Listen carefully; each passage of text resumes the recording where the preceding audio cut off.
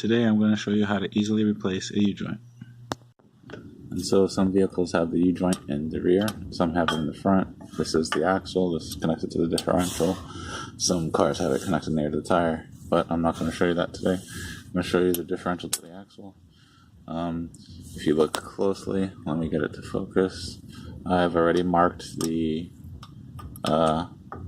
areas that are being removed. It's important to put this on correctly because this axle is weighted. And I noticed a lot of videos are telling you when you remove the axle it won't leak, but as you can see, every vehicle is different, so be prepared.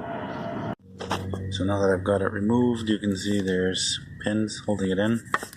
There's 1, 2, 3, 4.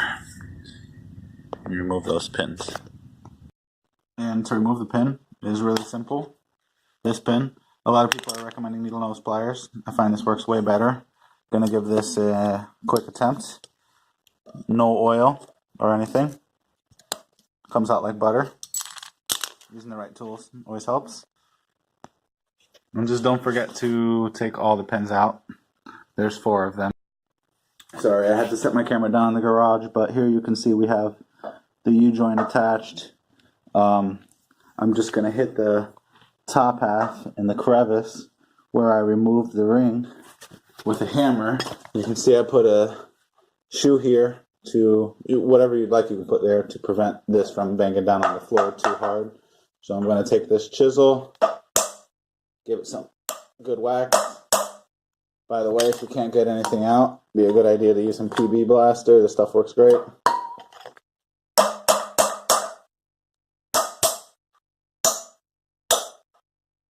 I usually fast forward through everything, but I didn't for this just to show you how easy it is.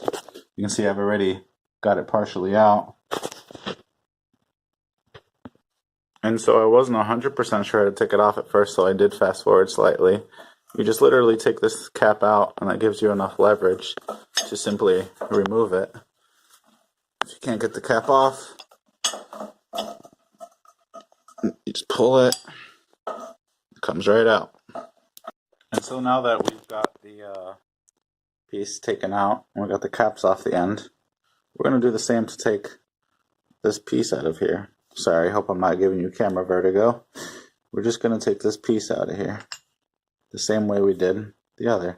These U-joints, I really didn't think they were that bad after I took them out, but after cleaning them up,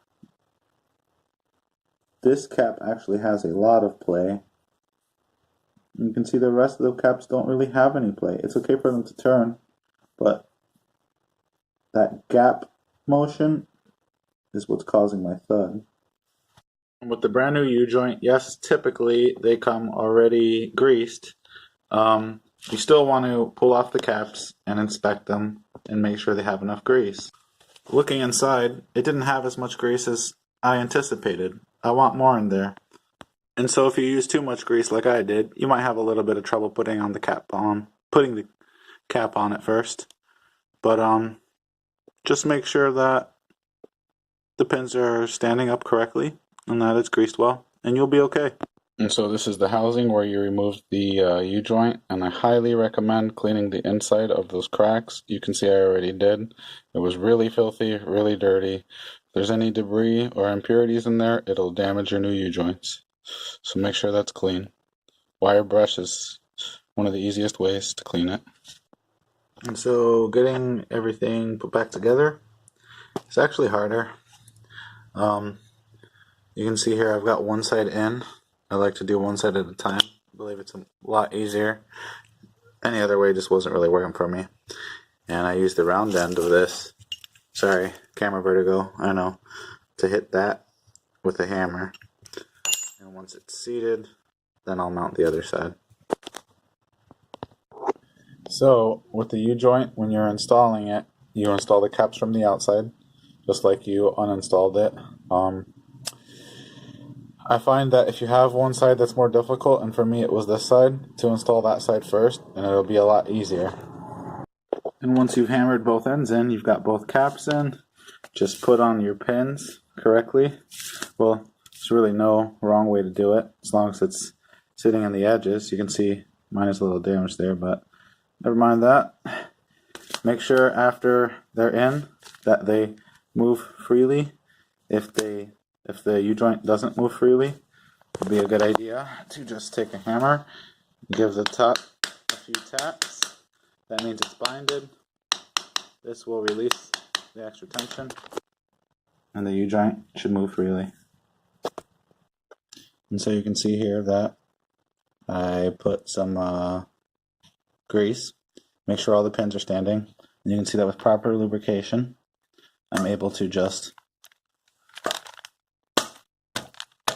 slide it in and then take your hammer and whatever tool you're using to knock it in place. I'm using the end of a socket. Can also use a chisel. And let's see if I can do this one-handed.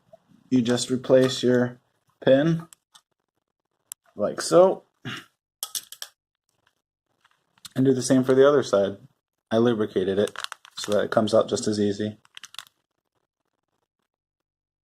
And the snap rings that you put in there, the ones that hold it in place, that one, see that one looks good?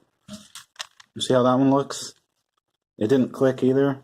That means it's not seated properly, so you're going to want to make sure it clicks when you install it.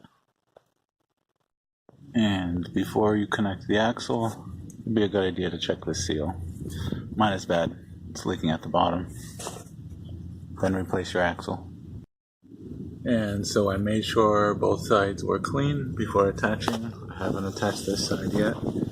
I was making sure that it's clean enough on both sides. Let me turn on the light. I was making sure it was clean enough on both sides to attach. And I prefer lightly oiling each surface.